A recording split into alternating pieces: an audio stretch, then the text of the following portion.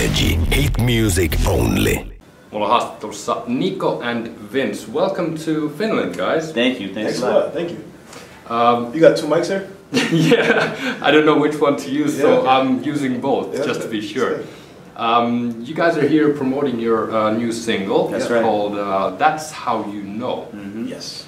I love the fact that it's basically all like stories about failures, and yet it's still like melodically it's like an uplifting track. Is that intentional, or was it like first came the melody and then came the lyrics? Yes, it was that. You know, we were just in the studio, and you know, I think we were eating or something during a break, and then we just started singing like, "That's how you know you fucked up," and then we just started laughing. You know, we thought it was funny, and everybody started singing at the whole studio, and we're like, "Yo, let's record this." We brought a guitar and recorded it, and then we just started writing the song, and it was just like all people that had fucked up, and yeah, we invited, you know, BB Rexa to be on the song as well. She delivered, she killed it, and then Kid Ink, and so we just thought, let's put it out. It's fun. It's different from what we've done before, and the response has been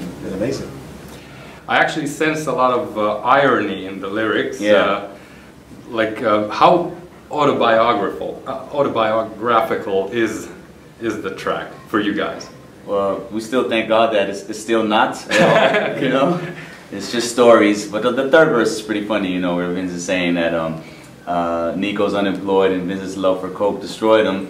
So, you know, that could happen, you know, it's still a possibility, but we're going to make sure it doesn't. Yeah. But, I mean, whose side chick hasn't called every once in a while saying they're pregnant? All right. Not to mention the moving to California part, right, you guys say. How was working with BB and Kid Ink? How did you guys like took them? Yeah, no. First of all, it's incredible. You know, they're such like incredible artists, and they're both like really on the rise. Kid Ink is on tour with Chris Brown at the moment in the U.S. BB Rexa is, you know, doing songs with David Guetta, and you know, it's really on the rise as well. So it's incredible. You know, we just reached out to them. You know, BB Rexa is also a label mate in the U.S. and so we just reached out to them, and then we just did the way they delivered it, sent it back to us was just amazing. So we just like, it was perfect. Yeah. I mean, being on the road takes its toll, and I know you guys, like most artists, say that traveling is the most annoying part of the whole game. You guys get your fair share of like sitting around in airplanes and cars, touring and promoting your music. How do you keep in shape of like in the middle of all that traveling, or do you? Yeah, we do. We try to. It's I think it's I always said that after having lived this life for a moment, I realized that, okay, so now I know why a lot of artists start doing drugs, because you know it's hectic and you do a lot of traveling, but I always feel like you can either do that or you can work out. You know, for me, working out works a lot. So when I get to work out and eat healthy, then I also have a lot of energy to go far and go long. If I don't, then I get really, you know, like tired and stuff. But you find your routine, you find out where you can sleep, where you can relax, and we don't really like flying, but what I like about flying is that you get the opportunity to actually sleep on the plane, you know, which is good for you. But you know, if you can sleep on the plane. I do. I pass out on airplanes, wow. So I'm lucky like that. Tell me your secret, man. Yeah, I don't know. It sure is. As soon as we get up there, boom, immediately. So I'm lucky like that. But you find your routines and your ways to get around. So, I mean, not to mention, how do you guys keep mentally sane in those sort of hectic situations where you have to travel a lot? Yeah, no, you know, I think, you know, working out is one of them. You know, just to release some of that. Because, you know, I noticed we're not really moving much. You know, I mean, we're moving a lot, but we're not really actually moving physically. You know, because you're sitting on the way to the airport, you're sitting at the airport, you're sitting on the airplane, from the airplane to the hotel, then the car, and then you're not really moving at all. So you have to. There's so much excess energy. That's just been, you have to use something. So, you know, working out is definitely good for the mind and for the body, of course. But I feel like, me personally, I work out for the mind, really, just to focus on different things. It's like becomes like my meditation. Yes. So, I mean, speaking of Norway, seems to me you're doing well in the music game nowadays. I mean, you got Kygo, Donkey Boy, you guys, not to mention Aha. I mean, what's the secret to the Norwegian pop music success? What do you think? It's always hard to say. It's very hard to say. So Aha was like in the 80s. Yeah. And after Aha, I think the next like maybe biggest thing must have been maybe Madcon with Beggin'. And after Beggin', now we had us. We had, like you said, Kygo. We had Matoma. Yeah. One group too. Riksup. Riksup Yeah. Riksup has been big internationally for a while though. It's like even more like underground stuff. Yeah. But it's hard to say. I mean, I guess it's, you know, with the internet, it makes it easier for people to just put stuff out and get a following, and then the labels from all around the world will look for it or look at it.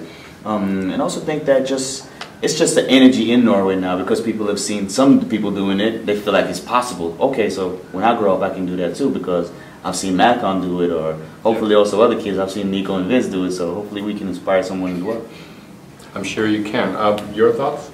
Yeah, I think the same thing. You know, a lot of these people coming out like Kygo and Matoma as well. They've had followings internationally because SoundCloud and stuff. So whenever it was touring before they even had radios. So I think a lot of the internet is part of it, and I think this new wave of people that think without outside of Norwegian borders as well. So I think it's a really good wave, and there's a lot of other artists coming up as well. So we got good times. We're trying to get to Sweden level, and we'll see what happens. Well, you're far ahead of us in reaching that level. Keeping with the theme of your new tune, that's how you know. What's your most embarrassing moment on stage? Oh wow! Yeah, so I had mine where I don't know where it was, but I was on stage. I was feeling myself, enjoying myself. Nice. I don't enjoy myself. I was feeling cool, right? Oh, okay, yeah. I was feeling myself. It was me. It's me. It's my fault. It's my fault. I said that. I enjoyed myself. No, I was feeling myself. I thought it was cool. I saw some girls in the crowd that was even making me feel even better. They was looking at me, pointing, and all that stuff. I thought cool. And then I noticed like a breeze in my crotch growing in. Okay. And I was like, no. I checked, and my fly was open. And it was like half an hour out in the show, so I pulled it up, I turned back around, I looked at the girls, and they started like laughing their ass off. So I was like, no, man. So, okay, what about you? Then the most embarrassing is probably when you forget lyrics and stuff. But that's so embarrassing that I've blocked that away, so that's not even in my mind no more. That's never happened. That's never happened, ever. So I have kind of a similar experience actually at the Usher tour. We were supporting him. We were in Ireland, and this is in front of like over 10,000 people, right, in an arena performing. And I'm dancing, and obviously my pants were a bit too tight because they ripped up like right here, Oh yeah. Luckily, Can't just zip them up back again. I wish I could. Luckily, I was wearing boxer shorts, so nothing fell out there. I don't know if you saw Lenny Kravitz. He did it open, and he didn't wear boxer shorts just recently. But anyways, have to check it out. Yeah. Anyways, that didn't happen to me because I had a boxer shorts. But still, though, it was embarrassing, and I just ran backstage and got it taped up. Oh yeah. Yeah, that was kind of embarrassing. Well, embarrassing or not, you guys are rocking right now, and hopefully we'll see you in Finland rocking the sets and bigger shows. Yes, guys. And we want to say before we leave that thanks a lot to all those Finnish people out there who supported us since MRO. It's been incredible. We've done so well thanks to you guys. So thank you. And you, my friend. Thank you. Oh, thank you, my friend. Got some love too. Music videos out, so go check it out. Energy. Hit music only.